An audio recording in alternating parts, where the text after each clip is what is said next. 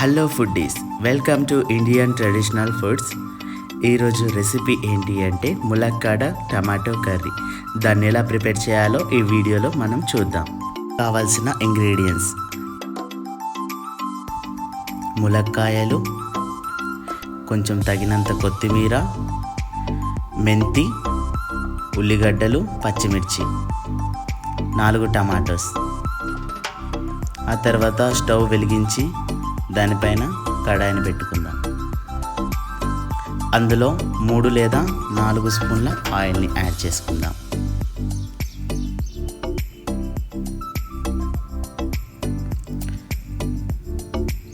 Oil heat ఎక్కాక onions, మెంతి, పచ్చిమిర్చి అందులో యాడ్ చేసి కలుపుకోవాలి. ఆ తర్వాత కలుపుకున్న తర్వాత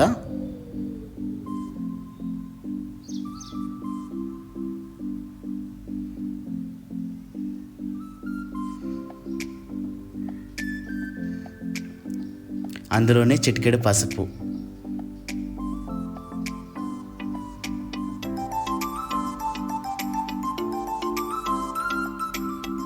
మళ్ళీ కలుపుకోవాలి. ఆ తర్వాత అందులోనే ములక్కాయ ముక్కల్ని వేసుకుందాం.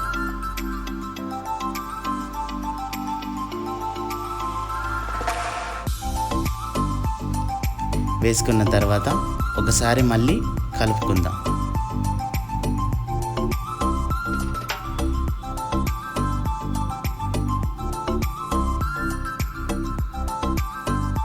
ఒక 2 మినిట్స్ పాటు పచ్చివాసన పోయేంత వరకు ములక్కాయల్ని నూనెలోనే సిమ్లో ఉడకబెట్టుకున్న తర్వాత మళ్ళీ మూత తీసి కలుపుకుందాం.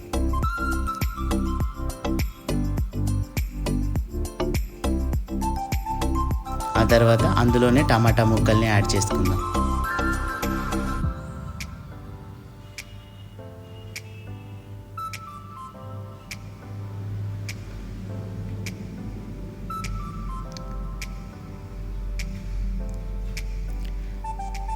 ఆ తర్వాత అందులోనే 1 లేదా 2 స్పూన్ల సాల్ట్ని మనం యాడ్ చేసుకున్న తర్వాత సిమ్లో ఒక 10 నిమిషాల పాటు టమాటా మెత్తబడేంత వరకు సిమ్లో పెట్టి ఉడికించుకున్న తర్వాత మళ్ళీ మూత తీసి కలుపుకుందాం.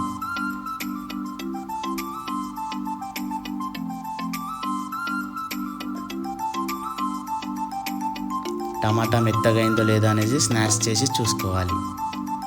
ఆ తర్వాత అందులోనే 1 లేదా 2 స్పూన్ల కారపొడిని యాడ్ చేసి సిమ్లో పెట్టి కలుపుకోవాలి. సిమ్లో పెట్టిన తర్వాత నూనె అనేది మనకు ఈజీగా పైకి వచ్చేస్తుంది. అప్పుడు మనం ఇందులోనే వాటర్ అనేది యాడ్ చేసుకుందాం.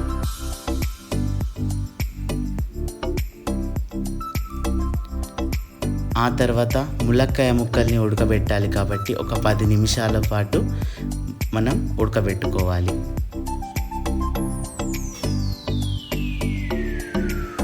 పది నిమిషాల తర్వాత మూత తీసి ఒకసారి కలుపుకొని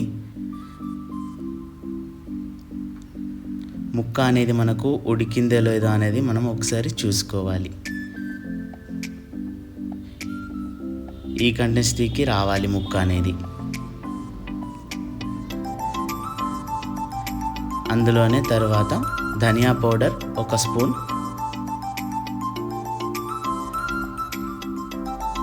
వేసుకున్న తర్వాత కలుపుకుందాం.